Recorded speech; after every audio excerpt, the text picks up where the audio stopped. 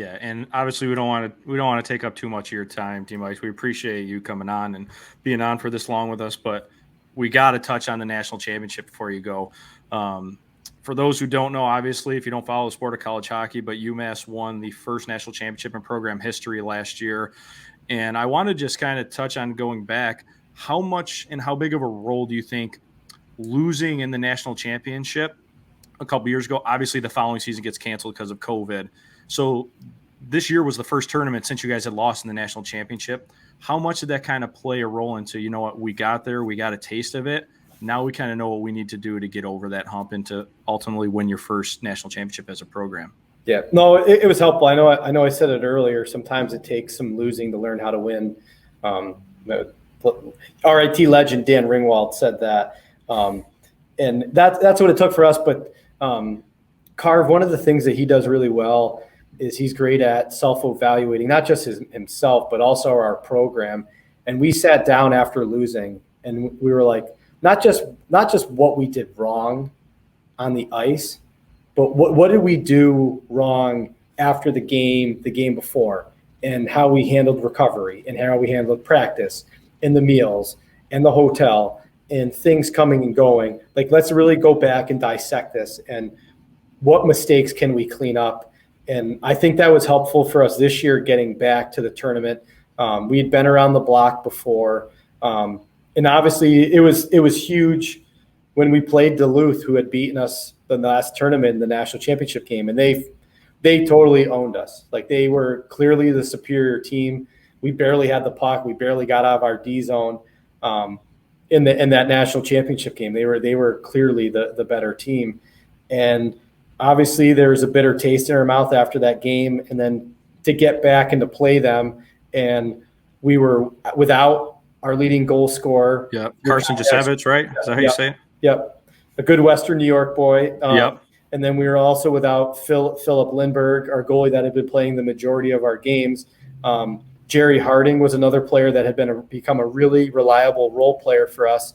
And Henry Graham is one of our goalies who was really valuable in the room, and he helps our culture. So we were without those four guys going into the national semifinal.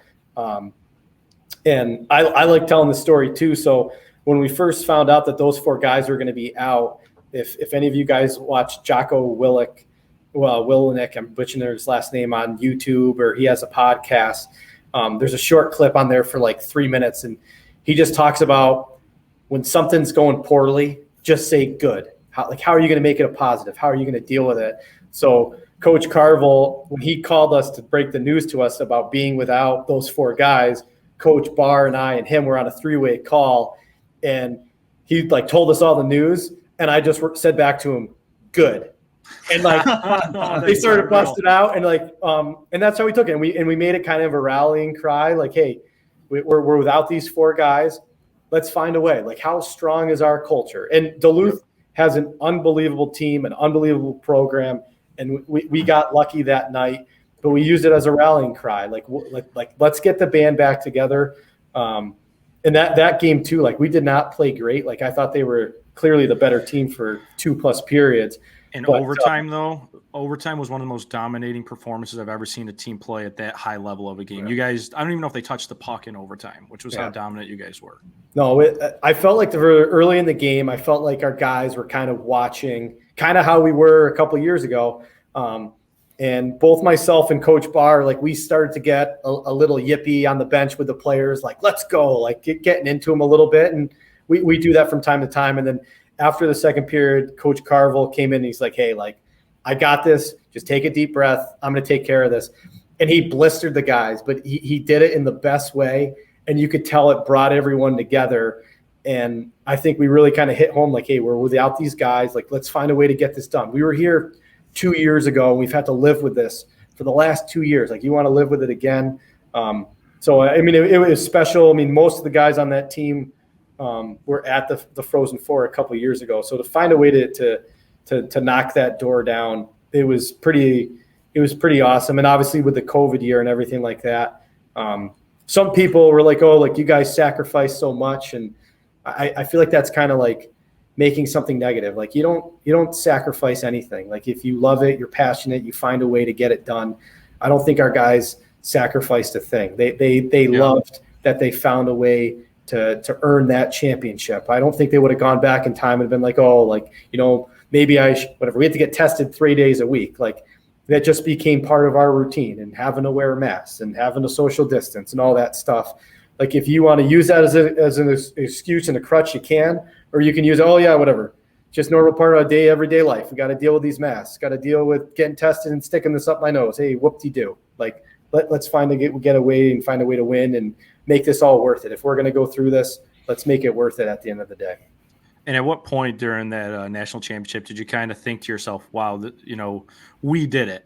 You, Coach Carville, I know you said Ben Barr, and the players that you kind of built that culture around, at what point were you like, you know what, we did it? Because you guys did have a dominating performance in that game. I was going to ask that too. Yeah. No, I think towards the end of the second, like, I think St. Cloud was just deflated. Like, I thought they actually had a really good first, and we just got some bounces. And then the second, they started to bring it again. And then we scored a couple more goals, and our team was pretty strong defensively. I thought we had pretty good habits and details how we did things as a group. So going into the third, and also too, just walking in the locker room, going like in between the second and the third, like seeing our guys, like you could tell that they were just dialed. So the third period, I think once we had a good start, we knew where it was going to be at. And you guys might have heard the story too, but there was the last TV timeout with like 3 minutes left. Carv brought the group in, and he was like, hey, we've got 3+ minutes left to finish the job, but finish the job, and you guys are national champions. And we're never going to be together in the same spot ever again. So, like, look around at each other, look at this group. I know you guys think I'm probably crazy right now, but you guys have done so much for yourselves and for each other. Soak this in, finish the game the right way, and you'll walk together for the rest of your lives. And the guys, obviously, they finished the job, and it was awesome. I mean, obviously, hopefully you get to taste that again, but you never know when you're going to get back, because it's super hard, and you got to have a lot of things kind of fall your way to get there. Fuck, I got fucking goosebumps. That was incredible. That's sweet. Insane.